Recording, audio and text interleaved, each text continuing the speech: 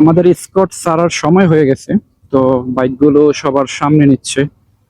সামনে হচ্ছে টুরিস্ট পুলিশের গাড়ি। আপনারা যারা সাজেক আসেন নাই তারা একটু জেনে নিতে পারেন। এই হচ্ছে সিস্টেম। একটা স্কট ছাড়ে সকাল 10:30টায়, আর একটা হচ্ছে দুপুর 2টায়। বাগাইহাট থেকে আমাদের স্কট ছেড়ে দিছে সাজেকের উদ্দেশ্যে। তো আপনারা যারা সাজেক কখনো আসেন নাই বা বাইক নিয়ে আসতে চান, ইনফরমেশনটা সঠিকভাবে জানেন না, তাদের উদ্দেশ্যে বলছি। বাগাইহাট থেকে 2টা স্কট ছেড়ে যায় প্রতিদিন। একটা হচ্ছে সকাল 10টায় আর 2টায়। এখানে আধা ঘন্টা এদিক সেদিক হতে পারে। যাই হোক, 2টা স্কট ছেড়ে যায় বাগাইহাট থেকে সাজেকের উদ্দেশ্যে।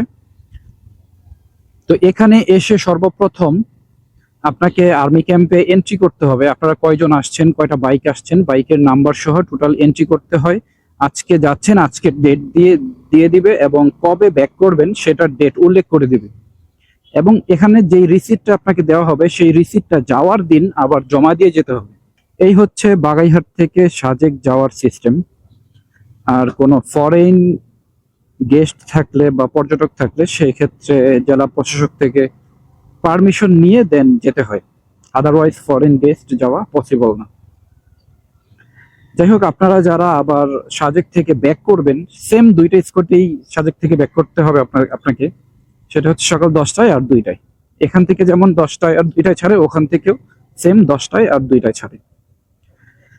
আমাদের স্কটও ছেড়ে দিছে আজকে 2টা সামথিং, 2টা 10 বা 15 বাজে।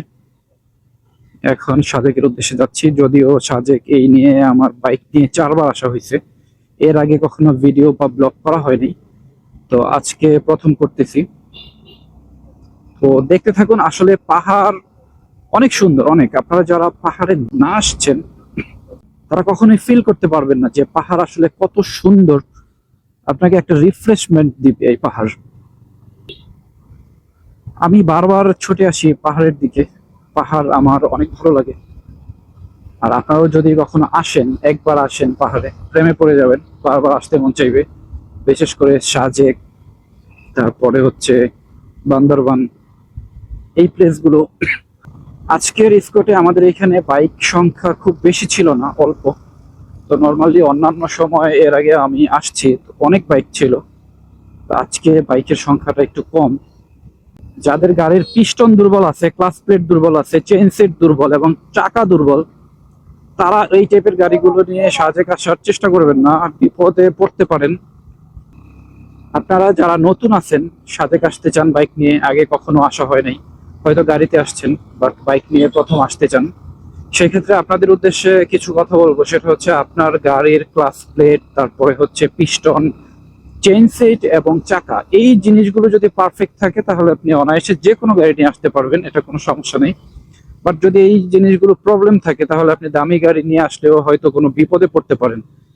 তো আপনারা যারা সাজেক আসবেন বাইক নিয়ে, এই বিষয়গুলো মাথায় রেখে দেন বাইক নিয়ে সাজেক আসবেন। কারণ সাজেক এসে যদি আপনি রাস্তার মধ্যে কোনো বিপদে পড়ে যান, সেই ক্ষেত্রে আসলেই অনেক বিপদ হবে এটা। কারণ ওই মুহূর্তে বাইক নিয়ে কোনো দিকে মুভ করা আপনার জন্য খুবই কষ্টসাধ্য হয়ে যাবে। সো যারা নতুন বাইক নিয়ে সাজেক আসতে চান, আমি যে 4টা কথা বললাম এগুলো একটু মেনটেন করে দেন সাজেক আসার চেষ্টা করবেন। আর যাদের পাহাড়ে রাইড করে অভ্যাস নাই বা সমতলে ভালো চালান, তারা আসতে পারেন, কিন্তু কিছু নিয়ম কানুন মেনে বাইক রাইড করতে হবে। দেন আপনি সঠিক জায়গায় সঠিক সময়ে সুন্দরভাবে পৌঁছতে পারবেন। আচ্ছা, এখন ডাউন হিল, যখন উঠবো তখন আপ হিল হবে। বাট এই হিলটাতে নামতে খুব মজা লাগে, কিন্তু উঠার সময় একেবারে প্যারা হয়ে যায়। যদিও আসা হয়েছে কয়েকবার, এই জন্য ছোটখাটো একটু এক্সপিরিয়েন্স আছে। ওয়াও, এটা অনেক উঁচু। আসলে বাস্তবে বোঝা যাচ্ছে কতটা উঁচু, ক্যামেরায় আসলে হয়তো ওইভাবে বোঝা যায় না।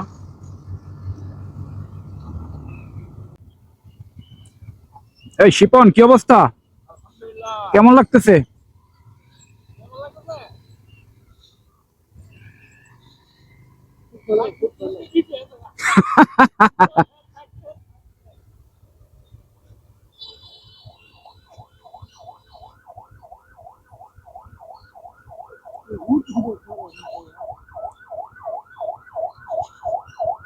ইট গেলে গেটিস গেটিস গেটিস।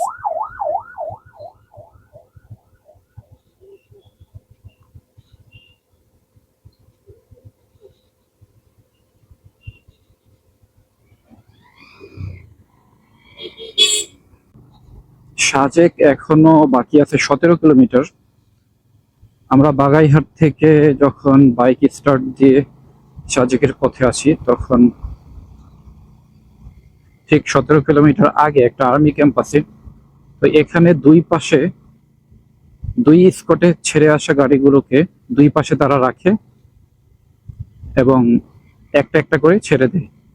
যারা সাজেক থেকে ব্যাক করছে তারা বের হয়ে যায়, আর যারা বাগাইহাট থেকে আসছে তারা সাজেক ঢুকে যায়। তো এটা করার কারণ হচ্ছে সাজেকের লাস্টের 3 কিলোমিটার বা লাস্টের কিছু জায়গা, এই জায়গাগুলো খুবই ভয়ঙ্কর। এই জায়গাগুলোতে যেন দুই পাশের গাড়িগুলো মুখোমুখি না হয়, যেন ওভারটেক করা না লাগে কাউকে। এই জন্য তারা আলাদা আলাদা ভাবে ছাড়ে, যেন সবাই সবার মতো আলাদাভাবে যেতে পারে। যদি একসাথে দুইটা স্পট ছেড়ে দেয় তাহলে ওই উঁচু জায়গাগুলোতে এসে সবাই মুখোমুখি হতে পারে। আর মুখোমুখি হলে রাস্তা খুবই সরু। তো এখানে রাস্তা সরু হওয়ার কারণে দুই পক্ষেরই আসলে বিপদ হতে পারে বা কোনো দুর্ঘটনা ঘটতে পারে। এই জন্য আসলে এই আর্মি ক্যাম্পে দুইটা স্কটকে দাঁড় করিয়ে রেখে দেন একটা একটা করে ছেড়ে দেওয়া। ক্যামেরায় কতটুকু দেখা যাচ্ছে জানি না, তবে বাস্তবে জায়গাটা অনেক ঢালু।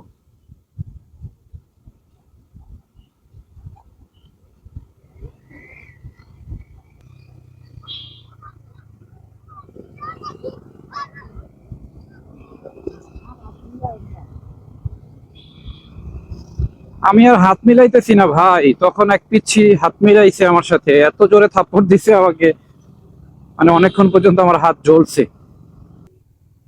ওয়াও, ভিউ দেখেন, মাথা নষ্ট করা ভিউ, মাথা নষ্ট করা ভিউ। আসলে সাজেক যারা আসেন নাই তারা এটার মজা বুঝবেন না। আপনাকে সাজেকের মজা বুঝতে হলে আপনাকে সাজেক আসতে হবে। Down hill.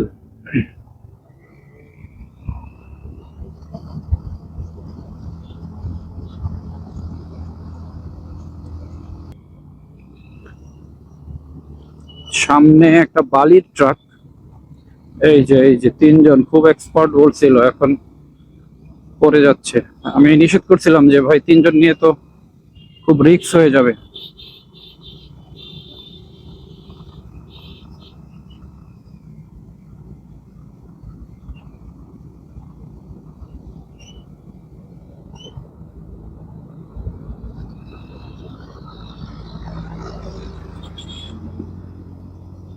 এখানকার মানুষগুলো খুব পরিশ্রমী, এরা অনেক পরিশ্রম করে এখানে, আসলে দেখলে বোঝা যায়। অনেক বয়স হয়ে গেছে, তারপরেও কত বড় একটা বোঝা কাঁধে করে নিয়ে চলে যাচ্ছে। শিপন ভিডিও করতেছে।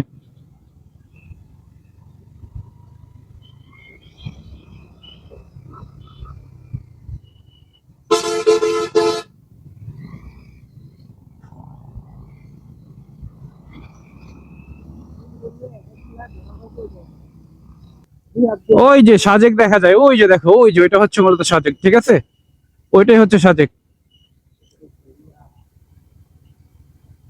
আমরা যারা ঢাকায় ঝাড়ু ইউজ করি বা সারা বাংলাদেশে ঝাড়ু ব্যবহার করি ঘর ঝাড়ু দেওয়ার জন্য, এই হচ্ছে সেই ঝাড়ুর ফুল। এটা খাগড়াছড়িতে সবচেয়ে বেশি হয়। এই যে ঝাড়ুর ফুল হচ্ছে এগুলো মূলত খাগড়াছড়ি থেকেই আমাদের কাছে যায় এই ঝাড়ুগুলো।